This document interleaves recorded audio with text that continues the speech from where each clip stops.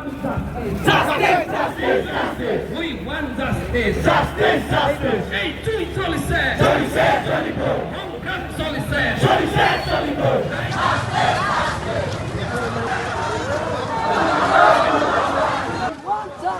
Justice, justice. Go back, go back. Go back, go back. Go back, go back.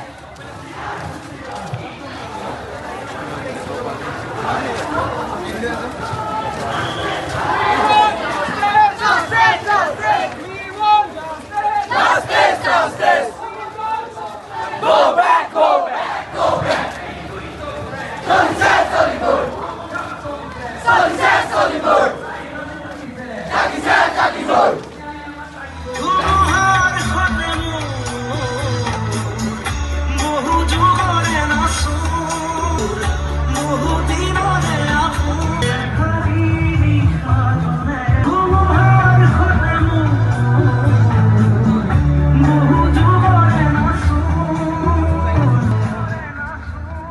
আমাৰ প্ৰাণৰ শিল্পী জুবিন গাৰ্গৰ ন্যায় দাবীত আজিৰ এই প্ৰতিবাদী কাৰ্য জীৱনৰ লগত জড়িত থকা বিশিষ্ট ব্যক্তিসকল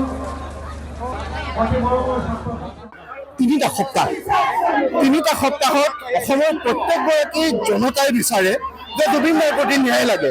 কিন্তু এই সময়ত আমি আটাইতকৈ দুৰ্ভাগ্যজনকভাৱে আমাৰ পৰিলক্ষিত হৈছে যে আমি মূল্যবোধ বিহীন এটা ৰাজনীতিৰ পৰিৱেশ, ৰাজনৈতিক পৰিৱেশ দেখা পাইছোঁ।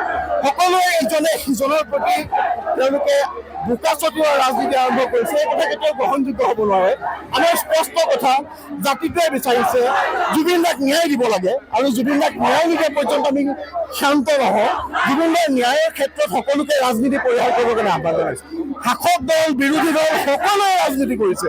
শাসক বিৰোধী সকলোৰে চক্ৰান্তত জুবিন দাক জাতীয় জীৱনৰ এই সম্পদটোক তেওঁলোকে ৰাজনৈতিক আহিলা সলাব খুজিছে।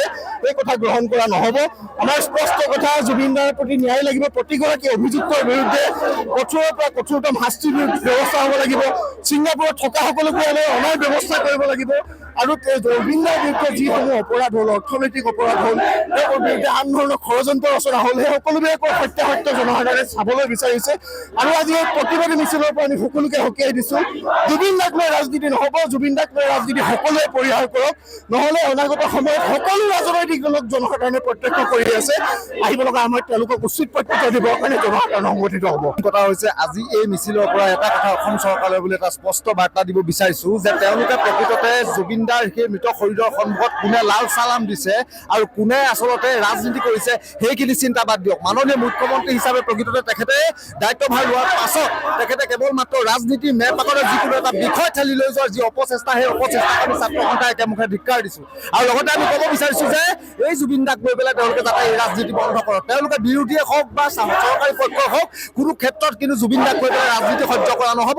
তেওঁলোকে ৰাজনীতিৰ বাহিৰত থাকি আইনী প্ৰক্ৰিয়া কেনেধৰণে শিথিলৰ পৰা শক্তিশালী কৰিব পাৰি তাক লৈ তেওঁলোকে চিন্তা চৰ্চা কৰক। তাৰ সলনি অসমৰ জনতাই কিন্তু তেওঁলোকৰ ওপৰত সম্পূৰ্ণ তৃপ্ত দৃষ্টি ৰাখিব।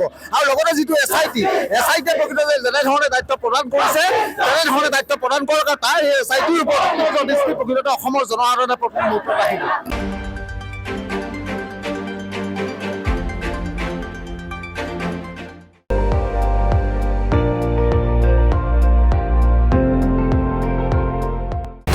আপুনি চাই আছে ND24, সৰ্বশ্ৰেষ্ঠ নহয় সৰ্বোত্তমৰ দৌৰ।